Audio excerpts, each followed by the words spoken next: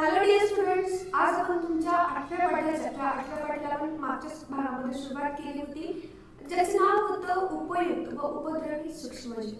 तर त्याचा तिसरा भाग पाहणार आहोत. यापूर्वी आपण 2 भाग पाहिलेले आहेत आणि त्यामध्ये आपण जे काही उपयोगी वेगवेगळे सूक्ष्मजीव आहेत जे की आपण दैनंदिन व्यवहारामध्ये वापरतो, त्यामध्ये मग लॅक्टोबॅसिलस होता, रायझोबियम होता किंवा बाकीचे इतर जे काही उपयुक्त सूक्ष्मजीव होते त्यांच्याबद्दल आपण थोडक्यात व्यवस्थितपणे माहिती मिळवलेली आहे. तर आजच्या भागामध्ये बघा आपण उपद्रवी सूक्ष्मजीव जे की हार्मफुल असतात, अपायकारक असतात, आपल्यासाठी घातक असतात अशा सूक्ष्मजीवांबद्दलची जी काही माहिती आहे ती थोडक्यात मिळवणार आहोत. आपल्याकडे असं म्हणलं जातं की ज्या ठिकाणी चांगले लोक असतात त्या ठिकाणी वाईटही लोक असतात. तशाच पद्धतीने जेवढ्या चांगल्या प्रमाणामध्ये आपल्याकडे उपयुक्त सूक्ष्मजीव असतात तेवढेच उपद्रवी सूक्ष्मजीव सुद्धा आपल्याकडे पाहायला मिळतात. आता बघा, सुरुवातीलाच तुम्हाला सांगा पाहू या संदर्भाखाली काही प्रश्न विचारण्यात आलेले आहेत. त्याच्यापैकी पहिला प्रश्न बघा काय म्हणतो की पावसाळ्यात चामडी वस्तू, गोणपाट यात काय बदल झालेले दिसतात? तर पावसाळ्यामध्ये जर आपण चामडी वस्तूंचं निरीक्षण केलं किंवा गोणपाटाचं निरीक्षण केलं तर त्यामध्ये अशा पद्धतीचा पांढरा किंवा काळा थर जमा झालेला आपल्याला पाहायला मिळतो. फक्त आता इथे फक्त मी तुम्हाला गोणपाटाचे चित्र दाखवले, पण चामडीची जी वस्तू असतात तर त्यांच्यावर सुद्धा आपल्याला मोठ्या प्रमाणामध्ये काय झालेलं पाहायला मिळतं? तर मोठ्या प्रमाणामध्ये एक प्रकारचा काळा थर किंवा हिरवा थर जमा झालेला पाहायला मिळतो. मग अशा वस्तू ज्याच्यावर हा थर जमा झालेला असतो त्यानंतर किती वेळ तुम्ही वापरू शकता? तर त्या आपण वापरूच शकत नाही. का नाही वापरू शकत? कारण काय? तर त्याच्यावरती एक प्रकारचं बुरशी लावलेली असते आणि ती बुरशी काय करते तर त्या पदार्थांमध्ये असलेली जी काही पोषक द्रव्ये आहेत ती शोषून घेते आणि त्यापासून ती जी काही उपजीविका आहे ती भागवत असते. म्हणूनच अशा वस्तू आपण काय करू शकत नाही, वापरू शकत नाही. मग त्या ज्या काही बुरशी असेल तर ती बुरशी जर ती पोषक द्रव्ये शोषक असेल तर त्याच्यामध्ये काय असणार, म्हणजे त्याच्यामध्ये जी काही क्वालिटी असेल, जी काही गुणवत्ता असेल ती पूर्णपणे काय होईल, संपून जाईल. आणि जर आपण त्याचा वापर करण्याचं ठरवलं तरी सुद्धा ते फार काळ आपल्याकडे टिकणार नाही. त्यानंतर तिसरा प्रश्न बघा, या वस्तू हिवाळ्यात किंवा उन्हाळ्यात का खराब होत नाहीत? तर या वस्तू हिवाळ्यात किंवा उन्हाळ्यात खराब होत नाहीत यामागचं कारण काय?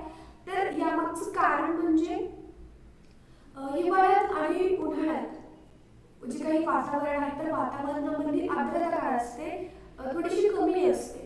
पण पावसाळ्यात जर आपण विचार केला तर आर्द्रता खूप जास्त असते आणि त्यामुळेच काय होतं तर या वस्तू हिवाळ्यात आणि उन्हाळ्यात खराब होत नाहीत, कारण त्यांच्यासाठी पोषक, त्या बुरशींसाठी पोषक असं वातावरण त्या ऋतूमध्ये किंवा त्या सीझनमध्ये नसतं. तर समजले तुम्हाला या सर्व प्रश्नांची उत्तरे? ती फक्त आपल्याला सांगायची होती, जी की आपण व्यवस्थितपणे सांगितलेली आहे. त्यानंतर आता आपण थोडंसं पुढे जाऊया.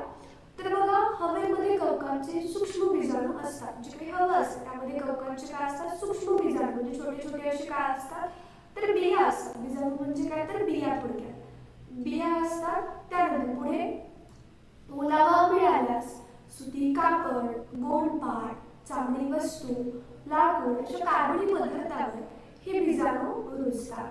जर त्या वस्तूंना काय मिळाला, ओलावा मिळाला, थोडी सुद्धा त्यांना आर्द्रता मिळाली, मॉइश्चरायझर मिळालं थोडक्यामध्ये, तर हे जे काही बुरशी आहे तर ते काय करतात तर सुती कापड असेल, गोणपाट असेल, चामडी वस्तू, लेदरच्या वस्तू ज्यामध्ये बेल्ट आहे, पर्सेस आहेत किंवा मग शूज असतात, फुटवेअर असतात, म्हणजे ज्याला आपण चपला म्हणतो, बूट म्हणतो, तर या सर्व वस्तू ह्या लेदरपासून बनलेल्या असतात, चामड्यापासून बनलेल्या असतात.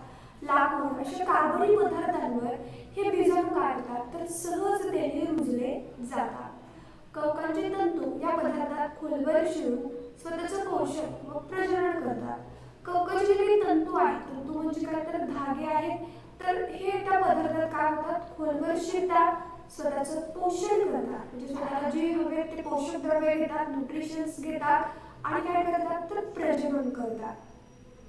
या प्रक्रियेत तो मूळचा पदार्थ कुंकुमत होतो, म्हणजे ज्या पदार्थावरती ते काय करतात प्रजनन करत आहेत, त्या पदार्थाच्या आतमध्ये शिरत आहेत, स्वतःचं पोषण करत आहेत, तर त्या पदार्थ काय होतो कुंकुमत होतो. म्हणूनच बुरशी आलेला कापड, गोणपाट, चामड्याच्या चपला, बूट पाकिटे, पट्टे फार काळ टिकत नाही. तसेच लाकडी वस्तू काय होतात, खराब होतात. तर या वस्तूंमधलं जे काही पोषक द्रव्ये असतात तर ते कवके काय करतात, शोषून घेतात आणि त्यामुळेच ते आपल्याला पाहायला मिळत नाही. त्यानंतर पुढे बघा, जरा विचार करा, या संदर्भाखाली आपल्याला प्रश्न दिलेला आहे की आईनं लोणचं किंवा मग मुरांब्याची बरणी उघडल्यावर कधीतरी आतमध्ये काळी पूड किंवा पांढऱ्या चकत्या दिसतात. हे काय असतं, असे पदार्थ खाण्यास अयोग्य का ठरतात? तर ते म्हणजे दुसरं तिसरं काही नसून तर हे कवकांच्या विविध प्रजाती आहेत, ज्याला आपण बुरशी म्हणतो थोडक्यात. तर बऱ्याच वेळेला काय होतं, तर अशा बुरशींसाठी किंवा कवकांसाठी पोषक असं वातावरण त्या बरणीमध्ये किंवा त्या लोणच्याच्या बरणीमध्ये किंवा मुरब्याच्या बरणीमध्ये निर्माण होतं आणि त्यामुळेच ही कवके काय होतात, तर त्याच्या आतमध्ये काय करतात, प्रजनन करतात आणि स्वतःची वाढ करतात आणि स्वतःला हवं तेवढं पोषण ते मिळवून स्वतःचं जे काही वाढ असेल ती करत असतात. लोणची, मुरांबे, जाम, सॉस, चटण्या अशा ओलसर अन्नातही कवकांच्या विविध प्रजाती वाढतात. तर बघा, लोणची आहेत, मुरांबे आहेत, जाम, सॉस, चटण्या हे थोडेफार प्रमाणामध्ये ओले असतात, त्याच्यामध्ये थोड्या प्रमाणात आर्द्रता असते. तर हे ओलसर असल्यामुळे अन्नात काय कवकांच्या विविध प्रजाती वाढलेल्या आपल्याला पाहायला मिळतात. या अन्नातील पोषण द्रव्ये शोषून स्वतःची वाढ व प्रजनन करतात. या प्रक्रियेत बुरशीकडून मायकोटॉक्झिन हा विषारी रसायने अन्नात मिसळली जाऊन ते अन्न विषारी होतं. तर फक्त या अन्नातील पोषक द्रव्ये शोषून घेतात आणि स्वतःची वाढ करतात का? तर नाही. तर ज्या अन्नावरती त्या वाढत आहेत तर त्या अन्नामध्ये काय करतात, तर मायकोटॉक्झिन नावाचे एक विषारी रसायन त्याच्या आतमध्ये जाऊन मिसळतात आणि यातून ते जे काही अन्न आहे ते काय बनतं, विषारी होतं. त्यामुळे बुरशी आलेलं अन्न खाण्यास अयोग्य ठरतं आणि जे काही बुरशी आलेलं अन्न असतं ते खाणं शक्यतो टाळावं. टाळावं म्हणजे काही खाऊच नाही. कारण काय, तर बघा, ही जी बुरशी असते तर या बुरशीमुळे काय होऊ शकतं, तर त्याच्यामध्ये मायक्रोटॉक्झिन हा विषारी रसायन असतं आणि या रसायनामुळं आपल्या आरोग्याला, आपल्या जीविताला सुद्धा धोका निर्माण होऊ शकतो. इव्हन इथपर्यंत आपला जो काही मृत्यू आहे तो सुद्धा होण्याची दाट शक्यता असते. त्यानंतर पुढे बघा, क्लोस्ट्रिडियम. आता बघा, आपण ज्या पद्धतीने वेगवेगळे उपयुक्त असे जीवाणू पाहिले, त्यामध्ये लॅक्टोबॅसिलस होता, रायझोडियम होता. तर त्याच पद्धतीने उपद्रवी जीवाणूमध्ये काय येतो, तर हा क्लोस्ट्रिडियम येतो. तर बऱ्याच वेळेला तुम्ही ऐकलं आहे का की समारंभातील जेवणावेळी जेवणामध्ये काही व्यक्तींना अन्नातून विषबाधा म्हणजे फूड पॉइझनिंग होते. हे अन्न अचानक विषारी कसे बरे बनते? तर बऱ्याच वेळेला आपण ऐकतो बातम्यांमध्ये किंवा मग जे काही न्यूजपेपर्स असतात त्याच्यामध्ये की या ठिकाणी एखादा समारंभ होता आणि त्यावेळी जेवणातून काही व्यक्तींना विषबाधा झाली, फूड पॉइझनिंग झाली असे शब्द आपण ऐकतो. हे अन्न अचानक विषारी कसे बनतं? त्यामागे काही कारण आहे का? तर हो, हे अन्न अचानक विषारी बनतं. कारण आहे त्यामागचं. कारण काय लक्षात घ्या, शिजवलेलं अन्न खराब करणारे हे जीवाणू म्हणजेच क्लोस्ट्रिडियम. तर जे काही शिजवलेलं अन्न आहे ते खराब कोण करतं, तर ते खराब क्लोस्ट्रिडियम करतो आणि या जीवाणूंच्या सुमारे 100 प्रजातीतील काही स्वतंत्रपणे मातीत जगतात तर काही मानव व इतर प्राण्यांच्या अन्नमार्गात आढळतात. तर हे जे काही जीवाणू आहेत तर यांच्या जवळपास 100 प्रजातीतील काही स्वतंत्रपणे म्हणजे व्यक्तिगत वैयक्तिक मातीत जगणारे असतात. तर काही मानव आणि इतर जे काही प्राणी आहेत तर त्यांच्या अन्नमार्गामध्ये सुद्धा आढळतात. मग त्यामध्ये बरेचसे जीवाणू येतात. बघा, क्लोस्ट्रिडियम सारखे जीवाणू आपल्या अन्नमार्गात सुद्धा आढळतात. मग त्यांना नष्ट करण्याचं, त्यांना मारण्याचं काम सुद्धा आपले लॅक्टोबॅसिलस हे जीवाणू करत असतात. तर अन्न खराब करणारे जीवाणू कोणते, तर क्लोस्ट्रिडियम. बऱ्याच वेळा परीक्षेमध्ये MCQ साठी ज्याला आपण म्हणतो बहुपर्यायी प्रश्न असतील, रिकाम्या जागा भरायच्या असतील तर याच्यासाठी विचारला जाऊ शकतो, त्यामुळे लक्षात ठेवा. त्यानंतर पुढे बघा, हे जीवाणू दंडाच्या आकाराचे असून प्रतिकूल परिस्थितीत बाटलीच्या आकाराचे जीवाणू तयार करतात, ज्यांना आपण एंडोस्पोर म्हणतो.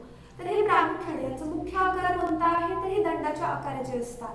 पण ज्या वेळेला त्यांना व्यवस्थित अन्न, पाणी, हवा त्यांना हवी ती पोषक द्रव्ये मिळतात, त्यांना प्रतिकूल परिस्थितीमध्ये ज्याला आपण फेवरेबल कंडिशन म्हणतो, तर त्यावेळेला ते बाटलीच्या आकाराचे होतात, म्हणजे अशा पद्धतीचे होतात आणि त्यालाच आपण एंडोस्पोर्स असं म्हणतो. तर या जीवाणूचं वैशिष्ट्य म्हणजे ते ऑक्सिजनचे हवेतील प्रमाण सहन करू शकत नाहीत, कारण ते विना ऑक्सी परिस्थितीत वाढतात. याचे एक वैशिष्ट्य आहे, बघा काय वैशिष्ट्य आहे की हे ऑक्सिजनचं जे काही प्रमाण असेल, सर्वसामान्य प्रमाण आपलं हवेतलं ऑक्सिजनचं जे काही असेल, तर ते हे जे काही वेगवेगळे जीवाणू आहेत ते सहन करू शकत नाहीत. कारण काय? कारण ते विना ऑक्सी परिस्थितीत वाढतात. कारण त्यांना काय, ऑक्सिजन शिवाय जे काही कार्बन असेल तर कार्बनच्या मदतीने थोडक्यात श्वासोच्छ्वास करतात आणि म्हणूनच त्यांना ऑक्सिजनचे जे काही हवेतलं प्रमाण आहे ते प्रमाण सहन होऊ शकत नाही. आता बघा क्लोस्ट्रिडियमच्या बऱ्याचशा प्रजाती या ठिकाणी आपल्याला दिलेल्या आहेत. आता याच्यामध्ये जे काही क्लोस्ट्रिडियम टिटॅनी आहे, तर यापासून टिटॅनियस नावाचा एक आजार होतो जो की स्नायूंचा आजार आहे आणि त्या आजारामध्ये त्या व्यक्तीचे जे काही स्नायू आहेत ते पूर्णपणे अकडले जातात किंवा ती स्नायूंची वाढ होत नाही, ते स्नायू व्यवस्थितपणे कार्य करत नाही. हे त्याचे काय झाले, तर क्लोस्ट्रिडियम टिटॅनीचे काय झाले हे, तर त्याचे विपरीत परिणाम किंवा हा उपद्रवी सूक्ष्मजीव आहे हे ते सिद्ध करणारा परिणाम कारण आपण थोडक्यात म्हणूया. क्लोस्ट्रिडियम परफ्युंजेस, तर क्लोस्ट्रिडियम परफ्युंजेस सुद्धा एक आजार निर्माण करतो. त्यानंतर क्लोस्ट्रिडियम बोटुलियम, तर क्लोस्ट्रिडियम बोटुलियम हा काय करतो, तर बोट्युलस नावाचा एक आजार निर्माण करतो. त्यानंतर क्लोस्ट्रिडियम डिफिसाइल, तर हाही आजार, तर याच्यापैकी बघा या क्लोस्ट्रिडियमच्या जेवढ्या काही प्रजाती आहेत तर त्या सर्वच्या सर्व विविध आजार निर्माण करतात. काही आजार तर असे दुर्मिळ आहेत की त्यांचे जवळपास उपचार पद्धती सुद्धा आपल्याकडे उपलब्ध नाही. इतके दुर्मिळ आजार सुद्धा या क्लोस्ट्रिडियम या प्रजातीमुळे होतात. त्यानंतर पुढे बघा इतर रोगकारक सूक्ष्मजीव. मग आता फक्त क्लोस्ट्रिडियम एकटाच हा आजार निर्माण करतो का? नाही, तर इतर अनेक प्रजातींचे जीवाणू, विषाणू, आदिजीव व कवक हे सूक्ष्मजीव हे मानवी आरोग्यासाठी कारणीभूत आहेत. तर मानवाचं आरोग्य बिघडवण्यामध्ये त्यांचा पुरेपूर हात असतो. त्यानंतर बघा जीवाणूंपेक्षाही आकाराने लहान असणाऱ्या व फक्त सजीव पेशीतच वाढ व प्रजनन करणाऱ्या विषाणूंबद्दल तुम्हाला माहिती आहे. आता पाहूया ते आपल्याला त्रासदायक कसे ठरतात. तर जीवाणूंपेक्षा आकाराने लहान आणि सजीव पेशीत वाढ करतात व प्रजनन करणारे जे काही विषाणू असतात, तर विषाणू काय करतात, तर विषाणूंना आपण काय म्हणतो, at the border of the, म्हणजे त्यांना आपण सजीवही म्हणत नाही आणि निर्जीवही म्हणत नाही, त्या दोघांच्या मध्ये येतात, त्या दोघांच्या सीमेवरती येतात. मग हे जे काही विषाणू आहेत त्या आकाराने जीवाणूंपेक्षा लहान असतात. त्यांचं निरीक्षण करण्यासाठी आपल्याला इलेक्ट्रॉन मायक्रोस्कोपचा, इलेक्ट्रॉन सूक्ष्मदर्शीचा काय करावा लागतो, वापर करावा लागतो. इतके लहान ते असतात. मग हे जे काही विषाणू आहेत तर ते काय करतात, सजीव पेशीतच वाढतात, दुसऱ्या इतरांच्या सजीव पेशीमध्ये राहतात, त्यांच्याकडून पोषण घेतात, त्या ठिकाणी प्रजनन करतात आणि ती पेशी काय करतात, संपवतात, नष्ट करतात. तर याबद्दल सुद्धा आपल्याला माहिती आहे. तर ते कसे त्रासदायक ठरतात ते आपण पाहूया. त्यामध्ये बघा आपल्याला काही शास्त्रज्ञांचा परिचय करून घ्यायचा आहे. तर मासाची नासाडी बॅसिलस जीवाणूमुळे होते असे मानले जात होते. मात्र व्हॉन अर्मेन्जोन यांनी क्लोस्ट्रिडियम बोट्युलियम हे विनाऑक्सी जीवाणू त्यास कारणीभूत असल्याचे दाखवून दिले. तर एक शास्त्रज्ञ होते ज्यांचं नाव होतं व्हॉन अर्मेन्जोन. तर हे ते शास्त्रज्ञ आहेत. तर त्यांनी सिद्ध करण्यापूर्वी, त्यांनी शोध लावण्यापूर्वी असं मानलं जायचं की जे काही मांस आहे तर त्या मांसाची नासाडी बॅसिलस जीवाणूमुळे होते. पण खरं तर त्याची नासाडी, त्याचं जे काही खराब होण्यामागचं कारण आहे ते म्हणजे काय, तर क्लोस्ट्रिडियम बोट्युलियम, जो की आपण आत्ताच पाहिला होता. एक मिनिट तुम्हाला दाखवते.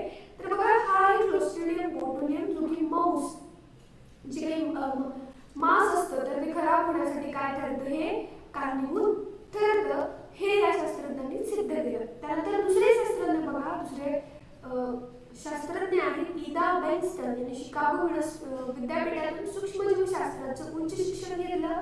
गॅस गॅगरिन यांच्यामुळे होते ते विष व त्याविरुद्ध उपयुक्त प्रतिविष यावरील इदा बेन्स्टन यांचे संशोधन कार्य उल्लेखनीय आहे.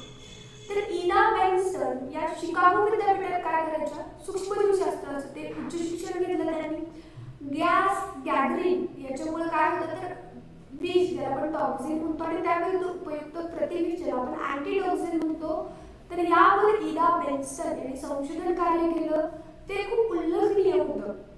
तर टायफस या घातक रोगाच्या संशोधनादरम्यान त्यांना स्वतःला या रोगाची बाधा झाली होती, पण त्यांनी त्यावर मात करून संशोधन सुरूच ठेवलं आणि त्यांच्या या कार्याबद्दल 1947 मध्ये त्यांना टायफस मेडल प्रदान करण्यात आले। आणि इदा बेन्सन या आहेत ज्यांनी शिकागो युनिव्हर्सिटीमधून काय केलं, आपलं उच्च शिक्षण पूर्ण केलं।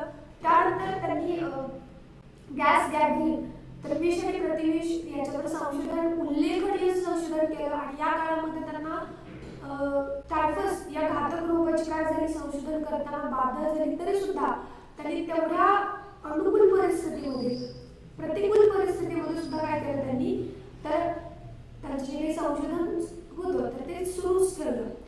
त्यानंतर पुढे बघा आता आपल्याला रोग प्रसार व प्रतिबंध दिलेले आहेत। तर या ठिकाणी आपल्याला रोगाचे नाव, कारक, प्रसार आणि प्रतिबंध दिलेले आहेत। तर रोगाचं नाव आहे एड्स, कारक काय आहे, विषाणू आहे, HIV नावाचा विषाणू असतो।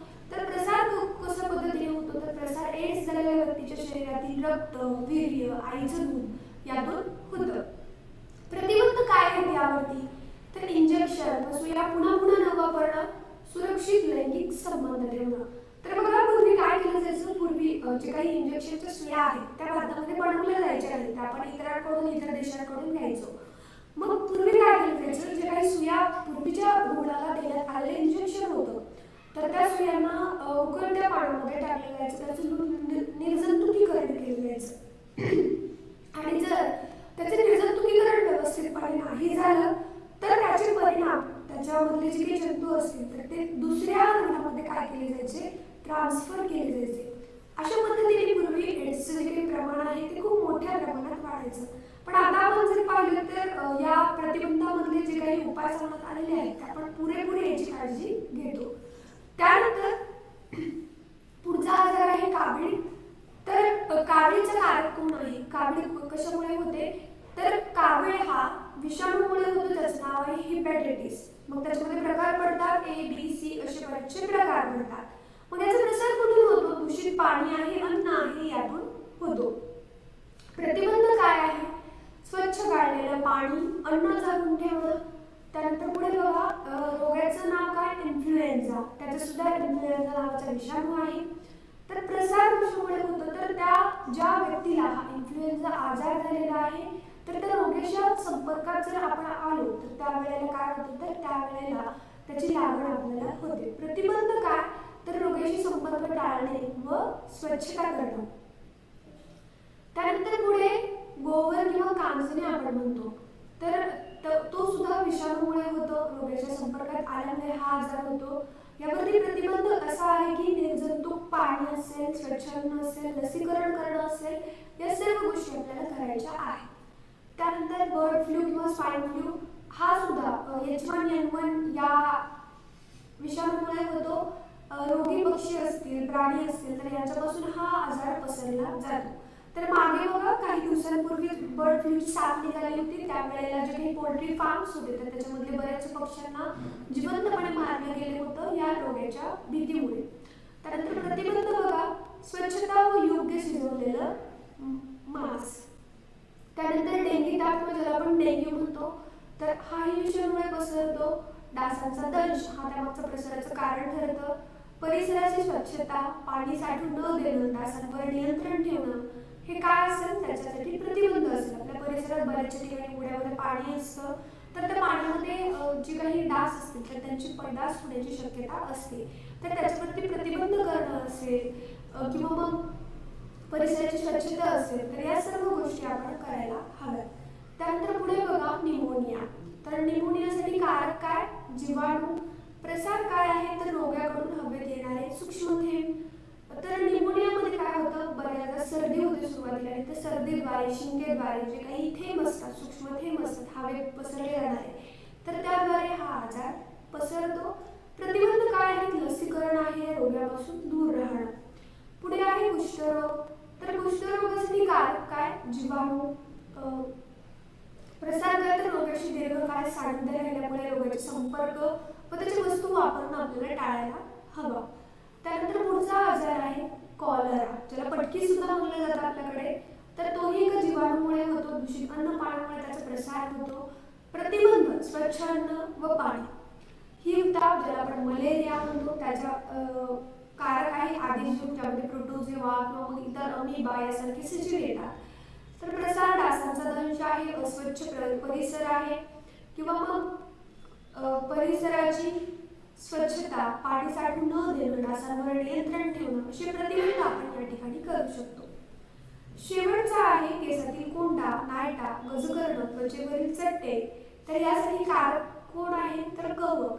तर प्रसार काय तर रोग्यांशी व त्याच्या वस्तूंशी काय करणं संपर्क झाल्यामुळे, त्याच्या संपर्कात आल्यामुळे हा आजार पसरतो. प्रतिबंध काय तर स्वच्छता राखणं, रोग्यांशी संपर्क टाळणं. आता या सर्वांवरून आपल्याला एक गोष्ट लक्षात येते ती म्हणजे काय तर आपण जे काही अन्न असेल, पाणी असेल ते स्वच्छ आणि अगदी सुरक्षित घ्यायला हवं. त्याच पद्धतीने आपलं स्वच्छतेचं जे काही महत्त्व असेल तेही आपल्याला यातून समजलेलं असावं.